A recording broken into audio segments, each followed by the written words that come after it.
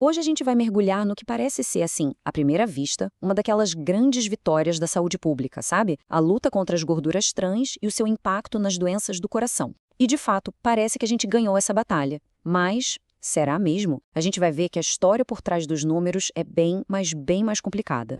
Vamos começar com esse número porque ele é, uau, impressionante. Uma queda de 46,6% na carga global de doenças cardíacas que tem a ver com gordura trans. E isso desde 1990. É quase metade. Olhando só para isso, a gente pensa, pronto, um dos maiores sucessos da saúde pública moderna. Pois é, com uma queda dessas, parece caso encerrado, certo?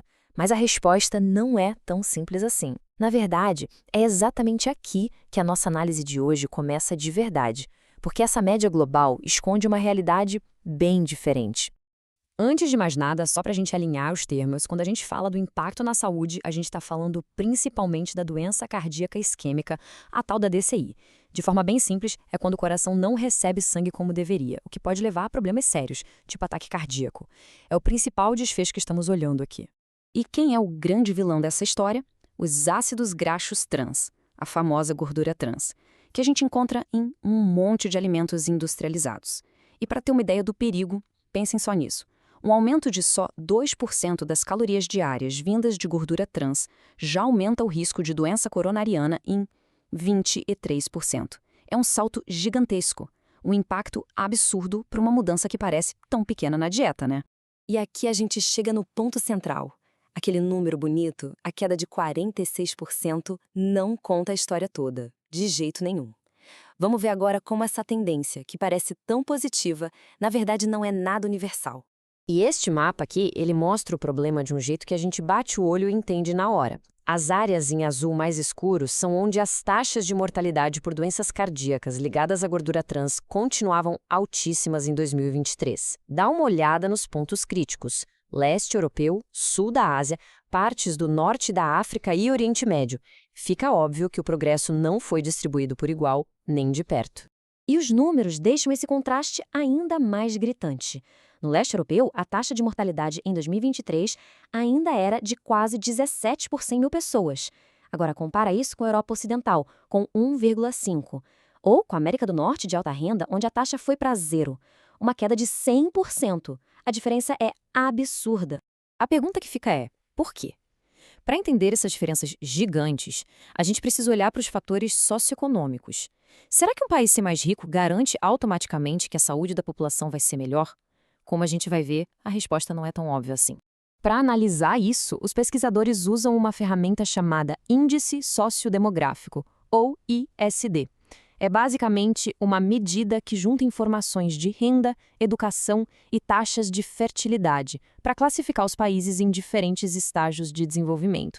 E olha só que interessante esse gráfico. Cada linha representa uma região do mundo. Se só o desenvolvimento resolvesse o problema, a gente esperaria ver todas as linhas caindo de forma constante, né? Mas não é o que acontece. Reparem como várias linhas continuam lá em cima, mesmo com o avanço no desenvolvimento. Fica claro que só ter mais dinheiro não é a única resposta. E aqui vem uma das descobertas mais surpreendentes do estudo. Sabe quem está ficando para trás? Não são os países mais pobres. São os países que estão ali, no meio do caminho, o tal grupo de ISD médio. Foram eles que tiveram o menor progresso. Parece que eles estão meio que presos numa transição alimentar super complexa e as estratégias que funcionaram em outros lugares simplesmente não estão dando resultado lá. Então, a lição aqui é clara. O epicentro do problema mudou de lugar. Agora o perigo está concentrado nas nações de renda média, que estão passando por mudanças muito rápidas na alimentação, mas sem as políticas de saúde pública que já funcionaram tão bem nos países mais ricos. Ok, já vimos as diferenças entre os países. Agora, vamos dar um zoom ainda maior e ver quem dentro dessas populações corre mais risco. E os dados mostram padrões muito claros baseados em gênero e idade. Esse gráfico separa as mortes por idade e gênero e o padrão salta aos olhos.